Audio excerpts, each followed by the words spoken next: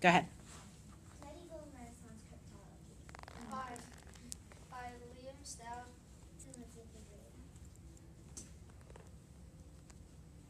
David Kahn notes in the Code Breakers that the Arabs will document how cryptography actually worked, and the Arabs are the first people to systematically document how cryptography actually worked, and they worked with.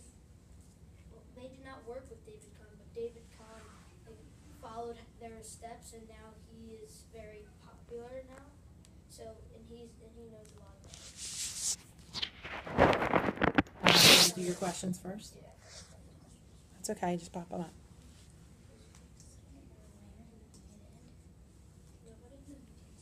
Oh, hold on. Okay.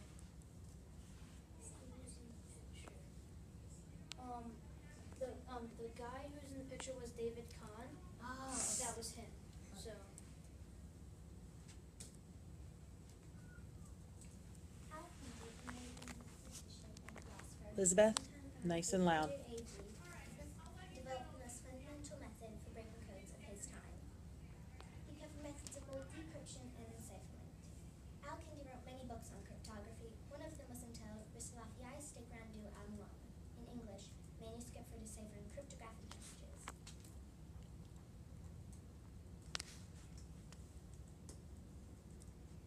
Nobody else need a question?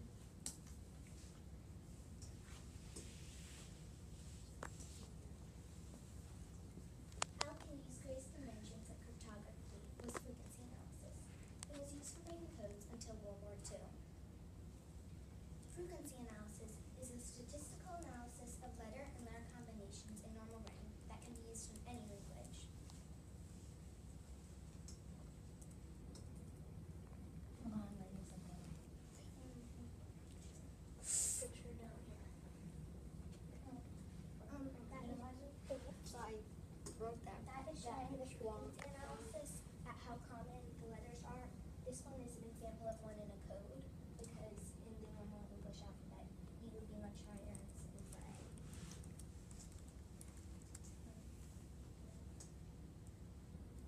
I accidentally wrote that wrong. Why did it start at World War II? They must have found a different code that would work better, and they would stop using the code because then people were easily able to break it.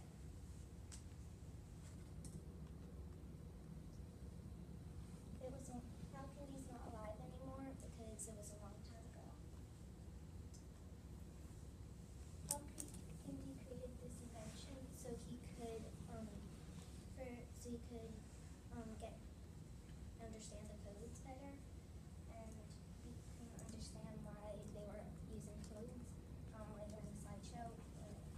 For certain this later in the slideshow. Elizabeth, make sure I can hear you. Okay. But just a little louder. The harmonic cipher is the earliest example. Well, the earliest example of the harmonic substitution cipher is the one used by the Duke of Montana in the early 1400s. The harmonic cipher replaces each layer with a different code. So, if the word, say, if the first letter was A, it would change it to. It depended on what the rest of the word was. So, say if with Maya said if it was attack, it would be I think so. It would be D F F D C. Because I did my mom quizzed me on this, so. And this is the ciphering key. For monoalphabetic, it's one letter and one symbol. And for the polyalphabetic, one letters and several possible symbols. And the harmonic cipher is what we just talked about. Some letters have several possible equivalents.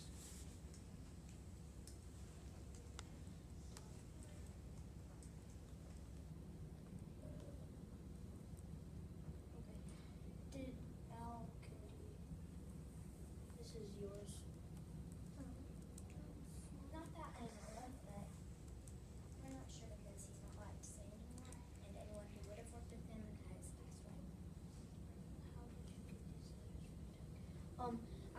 letters for attack from looking it up.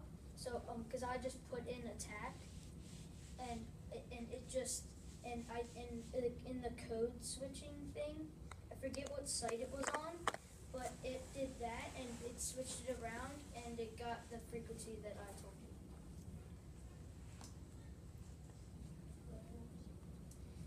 you. It was used, in, the Duke of Montana was, in, I think it was Greece, and, he used it, cause him and his family created it, and they were, like, and they created many things, but, none of them had to do with this.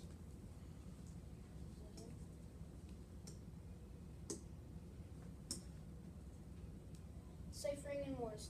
King Louis, the 16th of France, was very important. He and his family created what is known as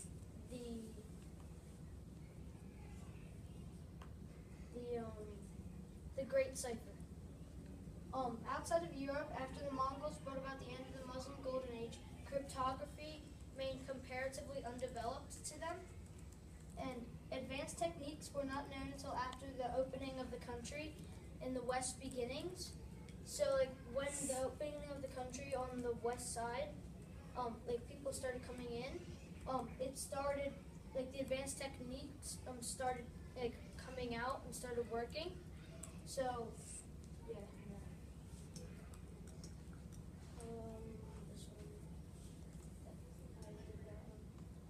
Can you tell me more about the Liam, will you just read those aloud so that it comes in the video? Can you tell me more about who made the homomorphic cipher? Okay. Homomorphic cipher is that. So, the Duke of the Duke of Montana made the homomorphic cipher, and he, like I said, they made many things. So, like, but none of them had to do with cryptography, and yeah, he was like he had like somebody, like an inventor who created a lot of things for him, but like he planned it out, but his like inventor made it. So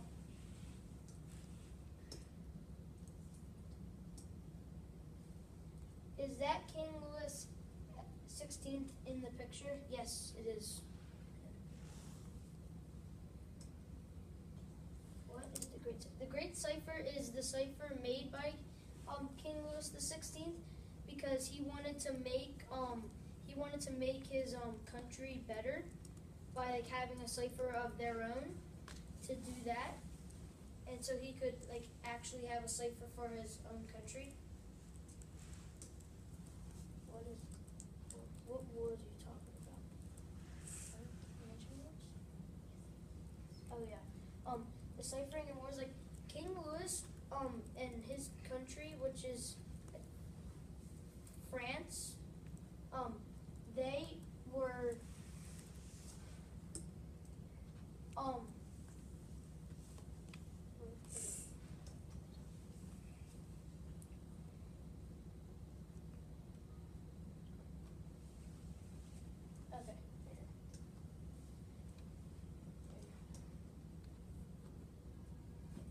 Okay, so the wars, like I said, were like because they were in many wars, like with each other. I think they were in wars with Spain, and they were they were in wars like the Spartans. Like they were in wars like not all the time like them, but like around like they had at least 2 or 3 wars a year. So. Yeah, and those wars are the ones that I was talking about in this slide. The Great Cipher was very important. Mr. Fuderick, please call 3001.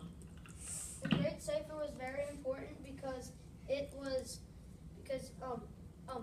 Louis, he made it, and he was like a king, and the Great Cipher was one of the best ciphers made. Besides the Caesar cipher, which is the oldest cipher and probably the most well known, but the Great Cipher is probably one of the probably in one of the top 5 most important ones, and it helped France with wars against Spain. So it, yeah. How do you use the Great Cipher? You use the Great Cipher by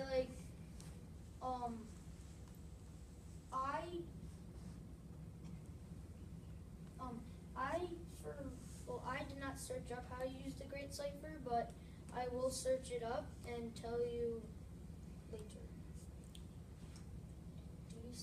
No, we do not use the Great Cipher today still, because the Great Cipher is very old, and the most common one known right now is the Caesar Cipher, and that is the one we use most frequently, like against with our wars against the other countries. So, and the Great Cipher is still known, but it's not the one we use still today.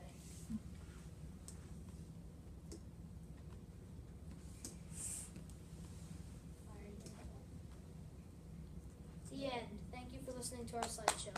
Okay, beautiful job, guys.